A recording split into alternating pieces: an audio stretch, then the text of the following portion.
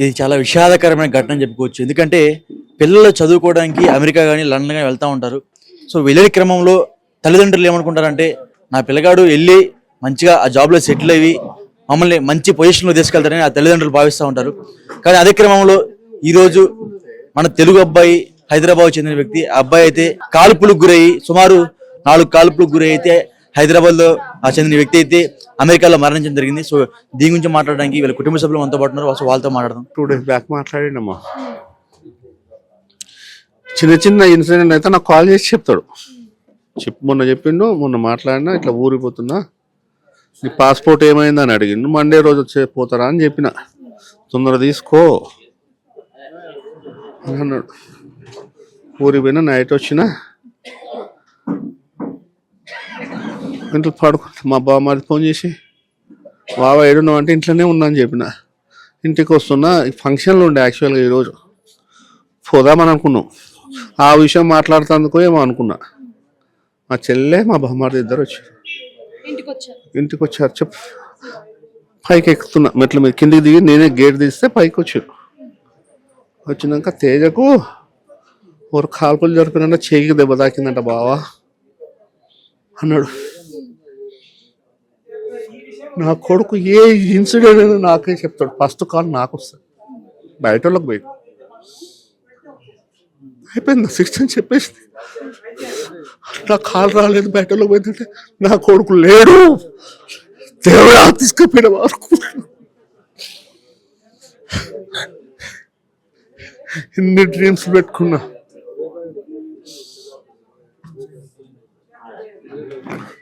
చల్లా చెదరి అయిపోయిందన్న. మార్చి వరకులో job కొడతావా daddy, నీకు tension లేదు, నువ్వు అప్పటి వరకు పాస్పోర్ట్ తీసుకొని రెడీ ఉండాలి, వస్తే తీసుకుపోతా. పాస్పోర్ట్ తయారు చేసుకున్నాం, మా మేడం చేపించిన. మొన్న యాక్చువల్గా మా బిడ్డది కూడా ఎంఎస్ అయిపోతే గ్రాడ్యుయేషన్కి పోవాలి. నా పాస్పోర్ట్ ట్రబుల్ ఉండి నేను తీయలేకపోయినా, ఈ వద్దులే పిల్లలు జాబ్ చేస్తలేరు, నేను పోయి వాళ్ళకి బడని ఎందుకు నానా, మీరు జాబులు కొట్టినాక సెట్ అయినాకనే వస్తానులే, వద్దని చెప్పుకున్నా. చెప్పకుండా పోయి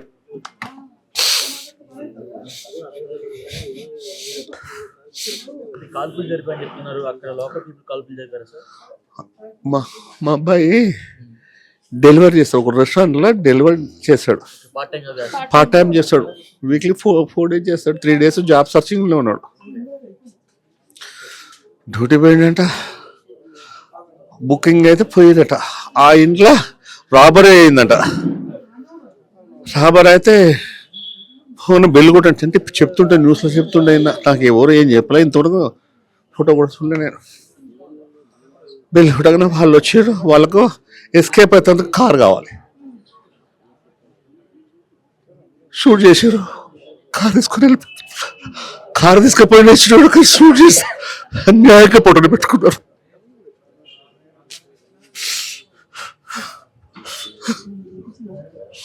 అన్యాయంగా ఫోటోలు పెట్టుకో ఉవ్వరు కూడా పొడుతుంది సార్. మొన్న December 25th కొట్టుండే. 98 స్వీటీ 20 2000 అమ్మా. ఇక తర్వాత ఇవి అందరు వస్తారు. నా బాధ ఏం లేదు కానీ, సరే నేను అడ్డం పోయి మళ్ళీ ఏమో ఫైట్ చేసి నా కొడుకు నేను తెచ్చుకోలేను, అది తెలుసు. 7 రోజులు ఇట్లా, ఎందుకంటే ఇట్లా 7 రోజులు ఇట్లనే చూసుకుంటూ నేను ఉండగలనా? నేను నాకేమన్నా అయితే నా భార్య పరిస్థితి, నా బిడ్డ పరిస్థితి ఏంది? కాబట్టి జర ధైర్యంగా ఉంటా. కొంచెం తొందరగా నా కొడుకుని చూసుకున్నాను అనుకో, నా కొడుకు డాడీ నా శాతగానే వెళ్ళిపోయినా అనుకుంటా, నేనున్నాడా అని నా భార్యకు పిల్లలకు ధైర్యం చెప్పుకొని బతకగలుగుతా. ఈ 1 రోజులు ఇట్లే ఉండాలంటే మాత్రం అందరు ధైర్యంగా ఉంటున్నా, లోపల అట్లా ఫీలింగ్ అర్థం కాదు నాన్న, మీకు ఎవరికి అర్థం కాదు. నేను ఉంటా. ఇప్పుడు మా ఫ్రెండ్స్ ఉన్నారు, నాకు ధైర్యం ఏంది. ఇంద్రారెడ్డి మేడం, సవితా ఇంద్రారెడ్డి మేడం వచ్చింది, ఇంకోరు వచ్చిర్రు, వాళ్ళు పని చేస్తున్నారు. సార్ రాజగోపాల్ సార్ దగ్గర కూడా పోయేదంట, మా బామ్మ అది పోయిండు. ఏమన్నారో తెలియదు మేడం. ఇప్పుడు అందరు మీరు ఇట్లనే వచ్చి అడుగుతారు కానీ వాళ్ళు ఏం మాట్లాడింది నాకు ఏం తెలియదు.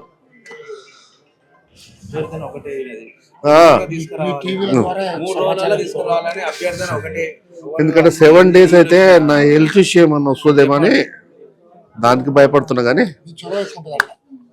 మీడియా ద్వారా చెప్తే వాళ్ళు ఏమన్నా కనుకరించి నా బాధని చూసైనా తొందర తెప్పిస్తారని నాకు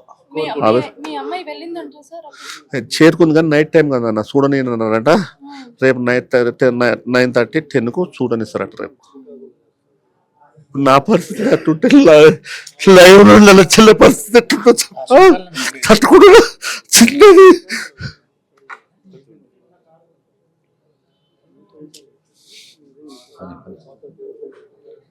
ధైర్యంగా ఉండండి సార్. ఖచ్చితంగా 600 రూపాయలు వచ్చేస్తారు.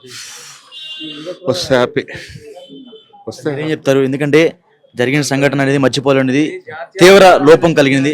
సో అదేవిధంగా మనం చూసుకోవచ్చు, గవర్నమెంట్ తరఫున కూడా మనం గట్టిగా డిమాండ్ చేయాలి. ఎందుకంటే 7 రోజులు అంటే ఇది సాధారణమైన విషయం కాదు.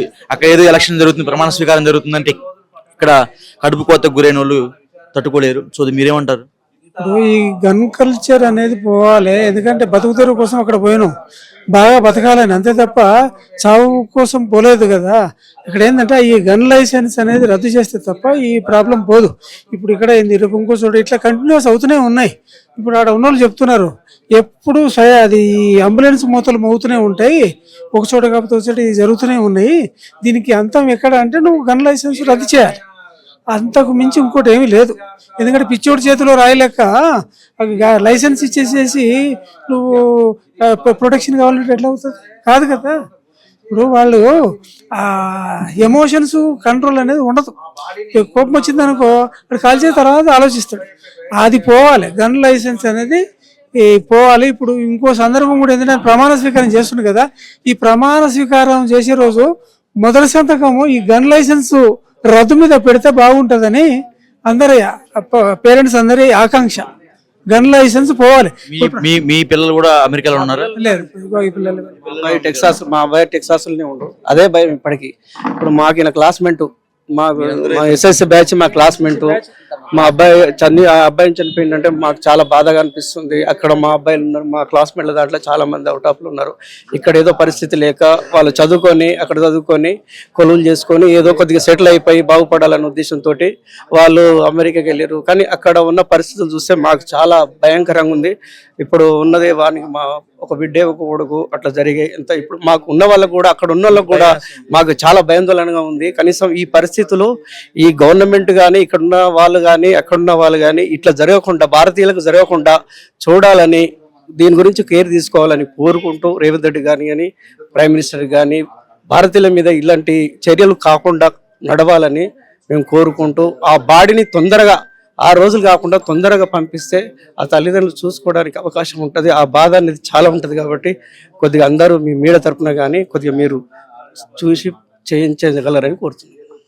రైట్, చూసాం కదా వాళ్ళ బాధ అనేది మాటల్లో చెప్పలేకపోతున్నారు. ఎందుకంటే ఇప్పుడు చనిపోయిన వ్యక్తి ఎవరైతే ఉన్నారో రవితేజ, అతని వయసు వచ్చేసరికి సుమారు 25 సంవత్సరాల వయసు.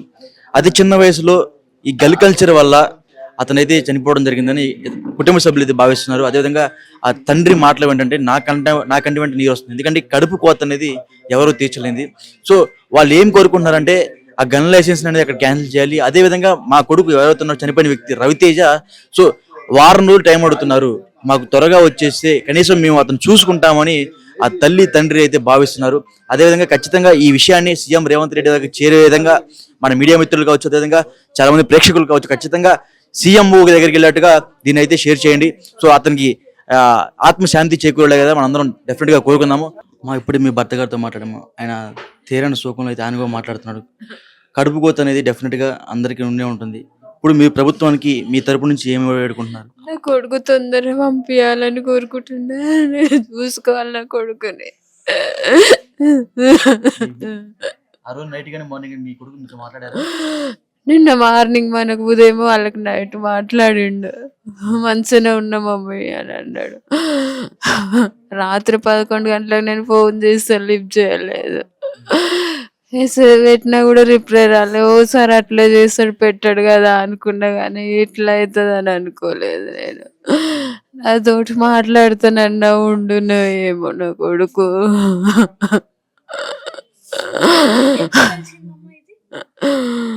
నాకు మధ్యాహ్నం తెలిసింది.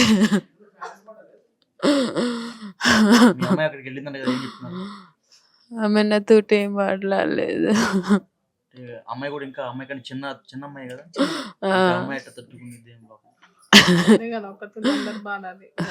ఏం తట్టుకుంటుంది అలా అంటే ప్రాణం జరిగే. ఏం కాదు మమ్మీ అన్నకు మనం ఏం చేయలేదు ఏం కాదు అని అన్నది.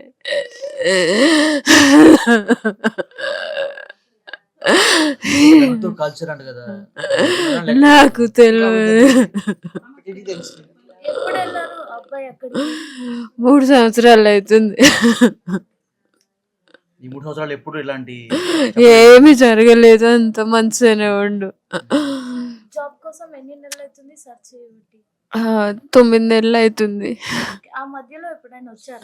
రాలేదు, వెళ్ళినప్పటి నుండి రాలేదు, 3 years నుండి. అంటే వచ్చే ప్రయత్నం ఏమైనా చేస్తున్నారా? అంటే ఇప్పుడు సమ్మర్ లో ఇక జాబ్ వచ్చినా రాకున్నా వస్తాం మమ్మీ అంటే సరేలే అని చెప్పినాం. ఇట్లా వస్తాడని అనుకోలేదు. సో మనం వాళ్ళతో ఎక్కువ మాట్లాడదలుచుకోలేదు. ఆ కడుపు కోత నాకు అర్థమవుతుంది పక్కనే ఉన్న వారికి.